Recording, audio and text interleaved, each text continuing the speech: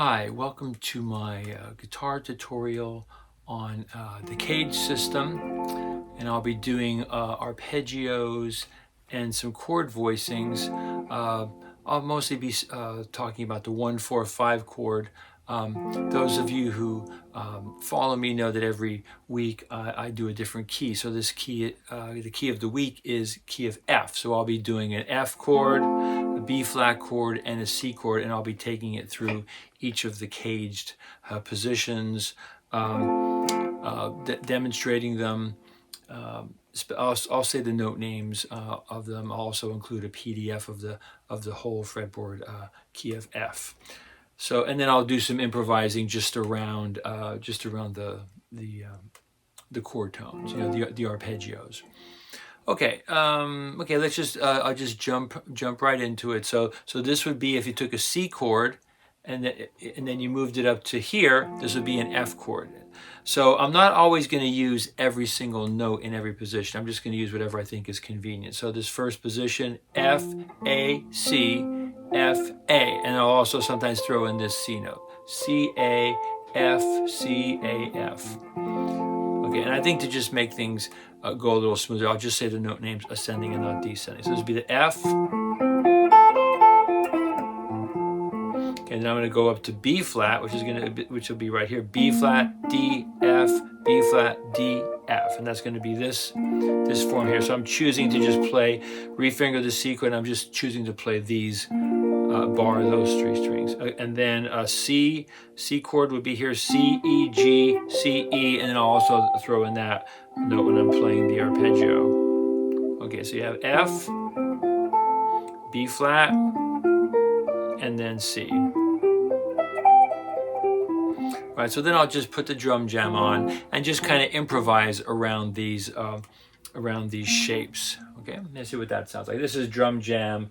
I usually go around metronome about 88, and then I like to have my delay set to follow the rhythm. So let's see what this sounds like. Just an F chord, so 1, 4, and 5 chord in the key of F.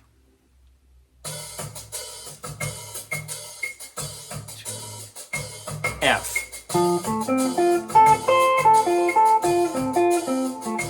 B flat.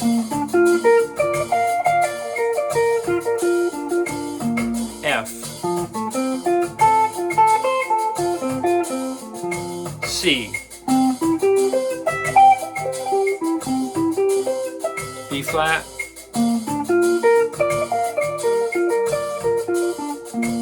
F.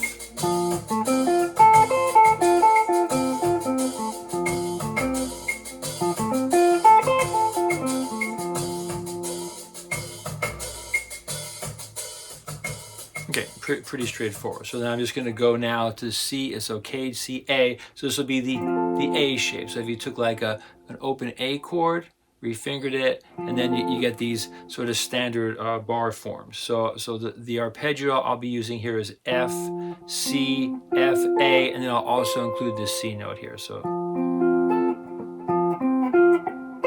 Okay, now for the B flat and C chords, I might do it in two different positions. So B flat, so the B flat chord would be here at the 13th fret. B flat, F, B flat, D, F. And then the C chord would be here, C, G, C, E, G. Okay, and then the B flat would also be here. B flat, F, B flat, F. So B flat, F, B flat, D, F, and then C chord, C, G, C, E, G, and then back to F chord. So, and then when I do the, when I put the track on, I'm just going to add one more note here, F, C, and I'll reach up for that root again. So that's going to be the F arpeggio. And then for the B flat and C, I'll do it in two different places. So B flat, F, add that extra B flat note there. And then for the C, add the C there, and then I'll do the same thing here on B flat, F. And then I'll do the same thing for the C here. And then, Okay, so I'll put the drum jam back on, and I'll just do some basic improvisations around the 1, 4, 5 chords. And I won't stick to anything too strict. I'll just kind of go back and forth between the different chords, and I'll say what chord I'm going to. Okay, so starting with F.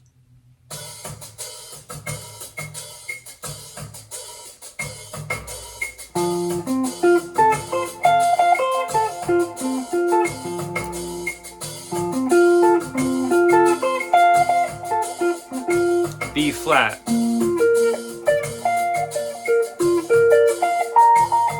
F. C. B flat.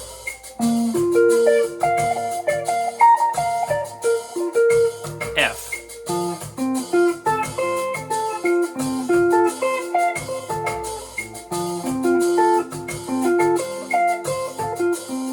C down here. B flat. Again, C.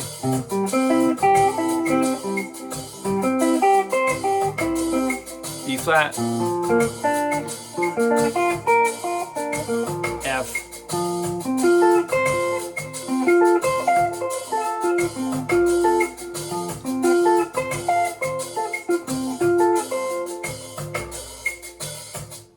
Okay, so you'll notice what fingering I was choosing to do. So you'll have to kind of experiment with this. So sometimes I would use my third finger on that rolled bar, and then sometimes I would use my second finger. So especially if you're going to be going up for that higher octave note, that might be useful. Now this is a little bit harder to do down here. So you're kind of rolling with your second finger. A little harder to do that, but that's worth doing. So here it's more of a shift than a stretch. So if I'm here, C, I'm kind of shifting a little bit there, and then shifting back up to there. Okay, so that was the C form, A form. The next is the G form. So I just kind of play through the arpeggio there, F, A, C, F, A, and then here I'm going to play C, F. So you can think of that chord in a couple different ways. You can think, if you're playing the chord, you can play the chord here and add the F note, or you can add the C and F, and then it makes it like a power chord. So, okay, that's going to be the F chord. Then for B flat, I'll go here, B flat, D, F, B flat, D, F, B flat. And then for the C, I'll come here, C, E, G, C, E, G, C. Okay, so then, and then back to F. So if you're thinking of this as chord inversions, so here would be like, just like inner strings, or you can add that note there. So that's kind of an interesting sound. Then for the B flat, same thing here. And then for the C chord, B flat, and then back to F. Right. So one of the favorite tricks that I like to do here too is so I can bar here, C, F, A, and then I can add my pinky here. That way, if I want to embellish that chord, I can do that. So that works on all the chords. So you're barring here, third finger, adding your root with your pinky, and I'm just adding the susses, the 4, the 4, 2, and 6, and then sending with the C. So I'm barring here, a G, C, E, adding C. Right. So that one note is not in that sus4 is not in the key of strictly in the key of F, but you can still add it. It still sounds pretty good. Okay, so I think what I'll do here, I'll just kind of play just the arpeggios themselves, and then maybe what I'll do the second time, I'll just go ahead and add the sus4 sus2, and sus6, just to demonstrate this. This is something that I came up with many years ago when I used to jam with different players, and I found that they were kind of more focused on their lead playing, and they weren't very good rhythm players. So I thought to myself, well, let me kind of work on my rhythm playing, so if I'm jamming with somebody, I can have a little bit more fun playing chords for them while they're doing their lead stuff. Okay, here it comes. So this is G, the G shape. Right? F.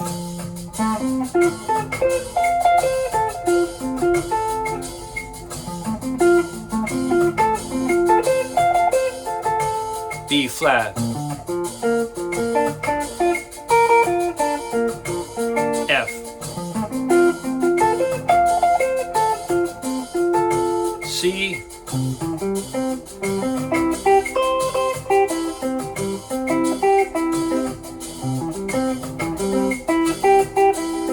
B flat.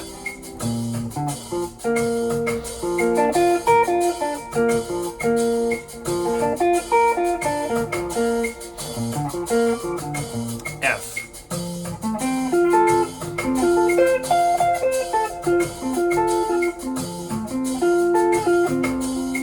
Okay, now we're going to do the chord holds.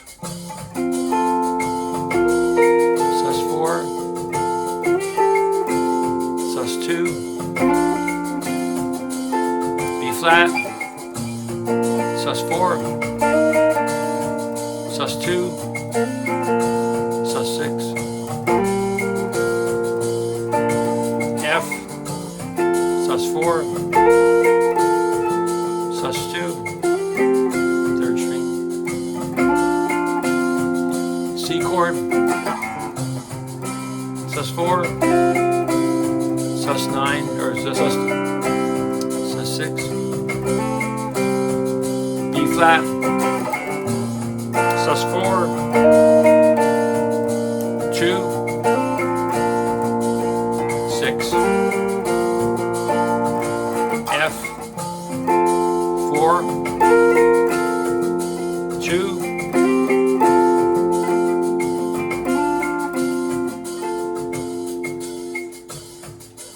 so you can see that's a really helpful technique. And if you look at that chord, it's just a different way of playing this chord. So C, G, C, E, but it affords you some other variations with your fingering. Okay, so we did the C form, A form, the G form. Okay, the next is going to be the E form. Okay, so that's just going to be like your standard bar form. So C, F, C, F, A, C, F, and then I might also throw in that third. Okay, so I'll play the F chord in two different places. F, C, F, A, C, F, A. All right. So notice what I'm doing. I'm doing a lot of finger rolls. Okay. So you'll sometimes see guitar instructors online. They'll sometimes use discrete fingering. That's a personal preference. I'm not really going to get into it. I remember reading a George Van Eps book many years ago, Guitar Mechanisms, Volume 1, and he talked about being able to bar with every finger. So that just made sense to me. So F, bar or roll, and then here roll here, rolling back and forth. That just takes practice, and then same thing here. Okay, so now we go B flat, F, B flat, D. F, B flat, D. So notice I'm kind of playing more out of the chord shape, so I'm not including like that extra third there.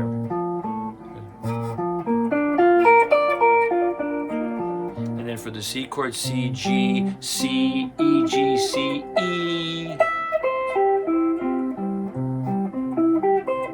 And then back to F.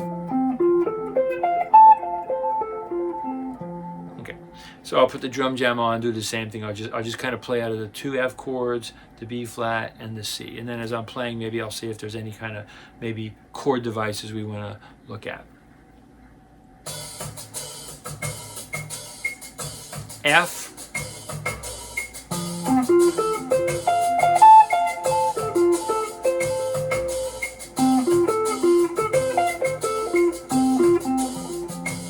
flat,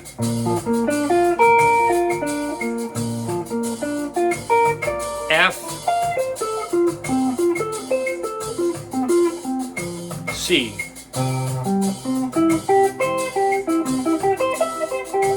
B flat,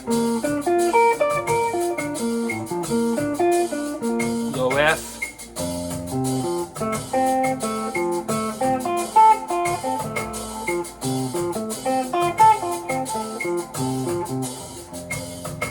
C, B flat, high F,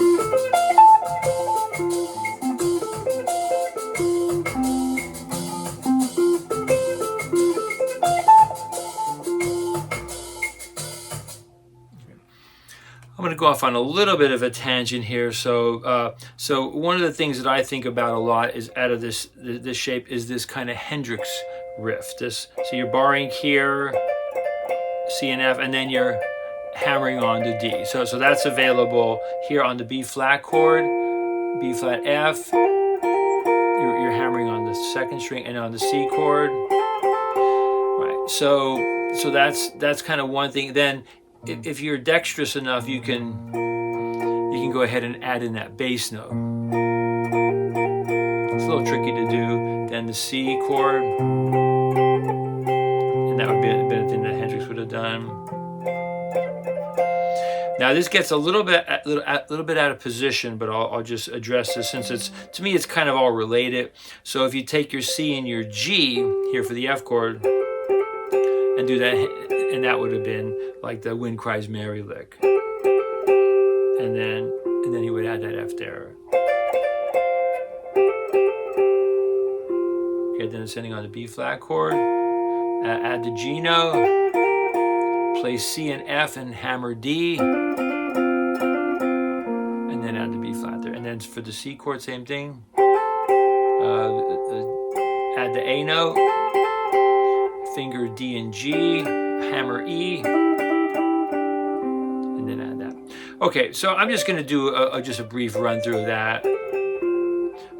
Kind of just playing off of that lick. I'm not going to necessarily play the Wing Cries Mary lick, because that's not really the point of this. The point is to take that particular concept and then just kind of add it to your own playing. So here it comes. Start off with the F.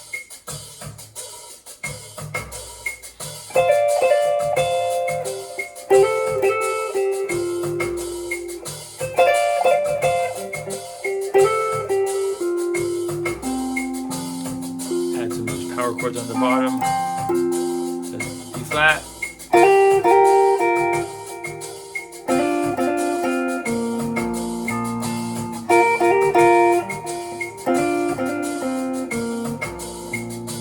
so I'm coming from that lick, and then I'm just adding a basic power chord. F,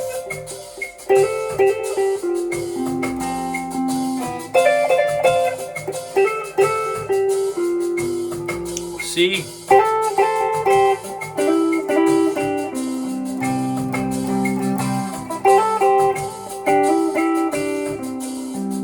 B flat,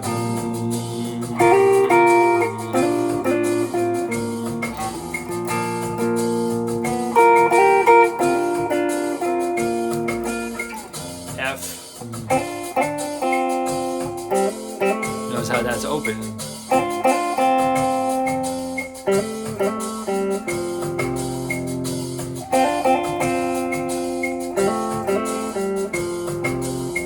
That's kind of a slick finger that I kind of like to do sometimes, where I'll do like a cross finger. So if I'm doing the F chord, right, it's kind of like just like Wing Cries Mary, and then here the open, and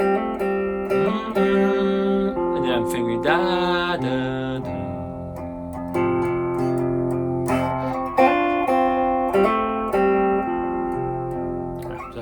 That's the E shape. So we have the C shape, the A shape, the G shape, the E shape, and then we have the D, the D shape. C, G, yeah. So that one, I guess I'll do that down here. So this one maybe isn't quite as useful at first, but if you mess with it a little bit, you'll find some interesting things. So you're going to have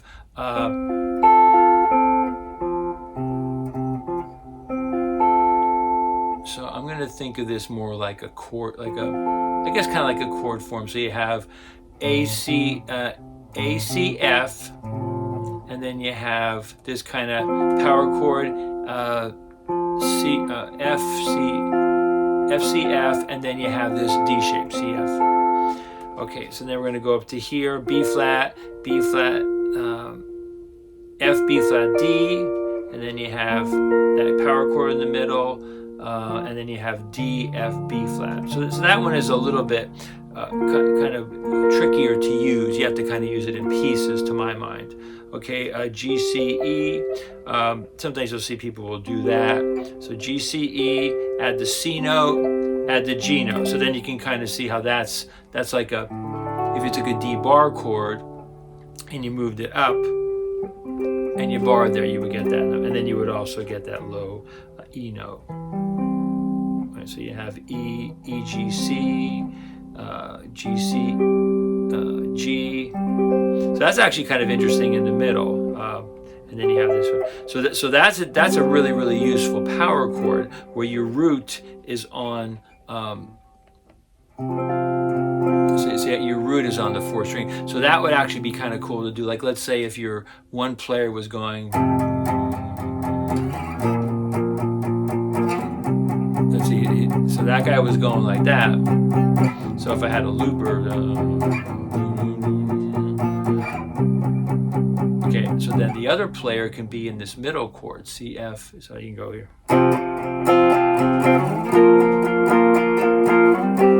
Kind of sounds interesting.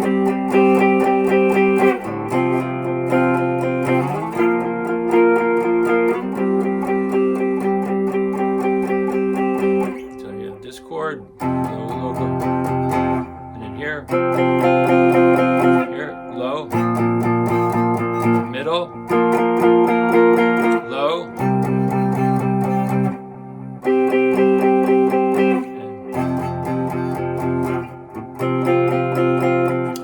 that's kind of interesting. So let me just do a little bit with those arpeggios there with that D shape and see what I can come up with. To the F.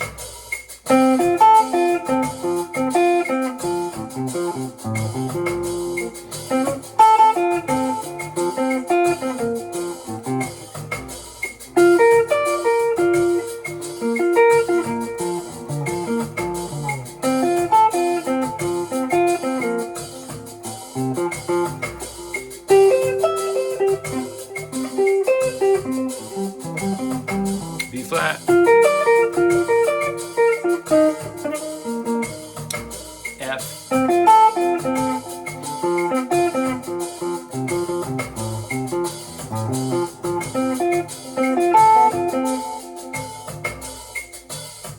and one of the things I noticed when I was getting ready for this video, so as I noticed that thing with those power chords, then also if you look here, this is kind of that kind of Hendrix-y thing that where you have the root.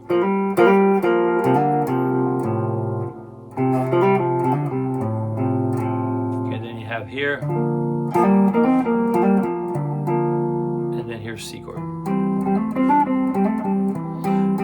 B flat, and then here. Okay, and then that same thing is available on the next couple strings. So if I came back to here, so this is back from the G shape, A, C, F. So you have. So I'm taking this chord A, C, F, and I'm just hammering on the G, hammer D. Then the same thing for the B flat, and then for the C chord. Okay, so just a quick recap. So you have the C shape, then you have the A shape,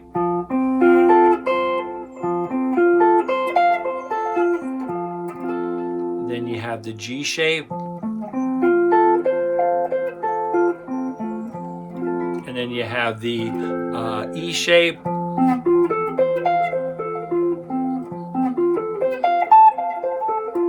or here. Okay, and then you have the D shape. Or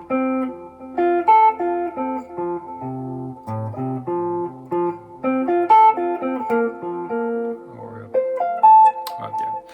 All right, so I think to end off the video here, I'll just do an improvisation, just basically 1, 4, 5, and I'll just just play whatever I want. I don't, like I've said in my other videos, I don't really have anything planned for these ending improvisations. I just like to keep things kind of very spontaneous. So thank you for listening and watching, and you can explore all these different chord shapes, arpeggios out of the CAGED system as a way of increasing either your lead playing, your solo guitar playing, or your chord playing. Okay, thanks for watching.